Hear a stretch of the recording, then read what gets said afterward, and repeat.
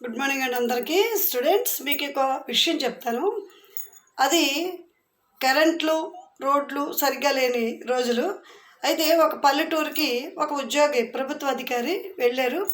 ఎందుకంటే అక్కడ రోడ్లు వేయాలనే ఉద్దేశంతో సర్వే చేయడానికి వెళ్ళారు.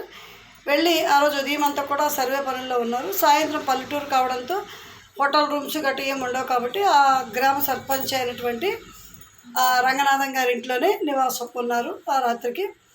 ఆ రాత్రి దానికి సంబంధించిన లెక్కలు రికార్డులు అన్నీ కూడా ఒక కొవ్వొత్తి వెలిగించుకొని రాశారు. రాసిన తర్వాత ఏం చేశారు, ఆయన ఆ కొవ్వొత్తి ఆర్పేసి పెట్టేసి బ్యాగ్లోంచి మరొక కొవ్వొత్తి తీసి మళ్ళీ వెలిగించి బ్యాగ్లోంచి తను తెచ్చుకున్న పుస్తకాన్ని ఏదో తీసుకొని కాసేపు చదివి మళ్ళీ ఆ కొవ్వొత్తిని ఆర్పేసి పడుకున్నారు.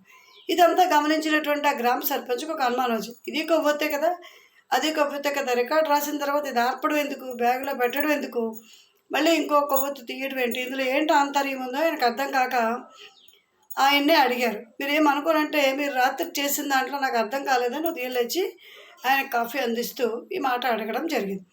జరిగితే ఆయన నవ్వుతూ సమాధానం ఎలా చెప్పారంటే, నేను రాసింది ప్రభుత్వ రికార్డులు రాశాను, అప్పుడు నాకు ప్రభుత్వం వాళ్ళు ఇచ్చిన ఆ కొవ్వొత్తులు వెలిగించి రాశాను. అది అయిపోయిన తర్వాత నేను నా అభిలాష కొద్దీ మరొక పుస్తకాన్ని తెచ్చుకొని చదువుకున్నాను. అందుకని నేను కొనుక్కున్న ఈ కొవ్వొత్తి వెలిగించుకొని దాంట్లో చదువుకున్నాను 1-2 గంటలు. నా అభిలాష కోసం ప్రభుత్వం వాళ్ళు ఇచ్చిన కొవ్వొత్తి వాడడం సరైన పద్ధతి కాదు కదా, అలాంటివి నాకు ఇష్టం ఉండదు కూడా అని ఆయన చెప్తే, ప్రభుత్వ సొమ్ము అంటే తన సొమ్ములాగా వాడుకునే మనుషులు ఉన్న రోజుల్లో ఇలా కూడా ఉంటారా, ఎంత నిజాయితీగా ఉంటారా అని ఆయన ఆశ్చర్యపోయారు. మరి అలాంటి నిజాయితీకి నిలువెత్తు రూపమైనటువంటి ఆ వ్యక్తే మోక్షగుండం విశ్వేశ్వరయ్య, భారతదేశం గర్వించదగ్గ ఇంజనీర్.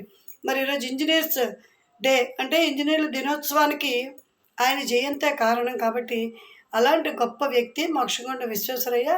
కృష్ణరాజసాగర్ డ్యామ్ నిర్మాణం ఆసియాలోనే పెద్దది, అది ఆయన ప్రతిభే. అలాగే మనకి తిరుమల తిరుపతి ఘాట్ రోడ్ ఆయన తాలూకా నైపుణ్యానికి ఒక తార్కాణము. అలాగే హైదరాబాద్ మూసీ నదికి వరదలు రాకుండా చేసినటువంటి ఘనత కూడా ఆయనదే. ఇలా ఎన్నో డ్యాముల నిర్మాణాలు అన్నీ కూడా ఆయన చేతుల మీదుగా జరిగాయి. అలాంటి గొప్ప నిజాయితీ గల వ్యక్తికి ఆయన జయంతి సందర్భంగా మరొకసారి శిరస్సు వంచి నా నమస్సుమాంజలి అర్పిస్తున్నాను.